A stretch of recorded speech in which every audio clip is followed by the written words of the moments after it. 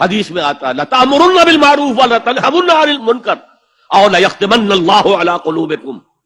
تمہیں لازماً نیکی کا حکم دینا ہے، بدی سے روکنا ہے، ورنہ اللہ لازماً تمہارے دلوں پر مہر کر دے گا. تم میں سے جو شخص بھی کسی بدی کو دیکھے اس کا فرض ہے کہ طاقت سے، ہاتھ سے اس کو روکے، بدلے.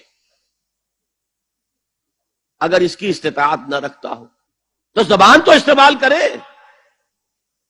گونگا شیطان تو نہ بن جائے.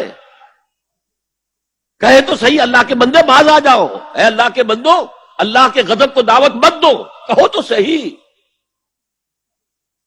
اور اگر زبانوں پہ بھی تالے پڑ گئے ہوں تو آخری درجے میں فَإِلَّمْ يَسْتَطِعْ فَبِقَلْبِهِ، دل سے شدید نفرت تو رکھے.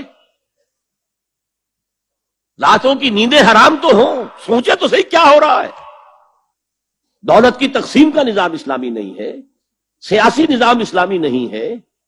اس اعتبار سے ہمارے اندر شدید نفرت تو ہو. اگر یہ نفرت بھی نہیں ہے، اگر بے چینی بھی نہیں ہے، وہ کڑھن بھی نہیں ہے، فرمایا ذالک اضعف الایمان، یہ ایمان کا کمزور ترین درجہ ہے. کیا مانی؟ اس کے بعد پھر ایمان نہیں ہے. دوسری حدیث سنیے، اللہ نے مجھ سے پہلے کسی بھی امت میں کسی نبی کو نہیں بھیجا مگر اس کے کچھ نہ کچھ حواری، کچھ نہ کچھ اصحاب تو ہوتے تھے نا. وہ کیا کرتے تھے؟ وہ حواری اور صحابہ اپنے نبی کی سنت کو مضبوطی سے پکڑ لیتے تھے اور انہی کے احکام کی پیروی کرتے تھے. پھر ہمیشہ ایسا ہوا ہے کہ بعد میں کچھ ایسے ناخلف اٹھے کہ وہ کہتے وہ تھے جو کرتے نہیں تھے، اور کرتے وہ تھے جس کا حکم ہی نہیں ہوا. وہ اپنی ہی ایجاد کردہ روایات ہیں، اپنی ہی ایجاد کردہ بدعات ہیں، اپنی ہی ایجاد کردہ رسومات ہیں، ان پر لگے ہوئے ہیں اور دعوے کرتے ہیں اللہ سے محبت، رسول کے عشق کے، جبکہ ان کے عمل میں نہ اللہ کی اطاعت ہے نہ رسول کا اتباع ہے. اب جب ایسی صورت پیدا ہو جائے تو کیا کریں؟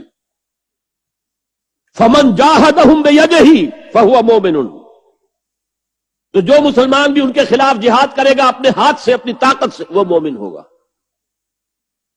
وَمَنْ جَاهَدَهُ بِلِسَانِهِ فَهُوَ مُؤْمِنٌ، اور جو ان کے خلاف جہاد کرے گا اپنی زبان سے، وہ بھی مومن ہوگا. وہی تین درجے. وَمَنْ جَاهَدَهُمْ بِقَلْبِهِ فَهُوَ مُؤْمِنٌ، جو جہاد کرے گا بالقلب وہ بھی مومن ہوگا. فَمَا وَرَاءَ ذَلِكَ مِنَ الْإِيمَانِ حَبَّةُ خَرْدَلٍ، اس کے بعد تو ایمان رائی کے دانے کے برابر بھی نہیں ہے. اولئک هم فلاح پانے والے صرف یہ ہیں، اور وہ امت پوری طرح مطمئن ہے ہمارے لیے تو شفاعت ہو ہی جانی ہے. سَيُغْفَرُ لَنَا، ہمیں تو بخش دیا جائے گا.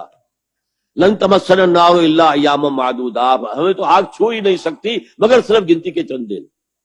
تِلْکَ أَمَانِيُّهُمْ، یہ ان کے من گھڑت خیالات ہیں. امانی کہیں گے وشفل تھنکنگ، یہ ان کی وشفل تھنکنگ کے سوا کچھ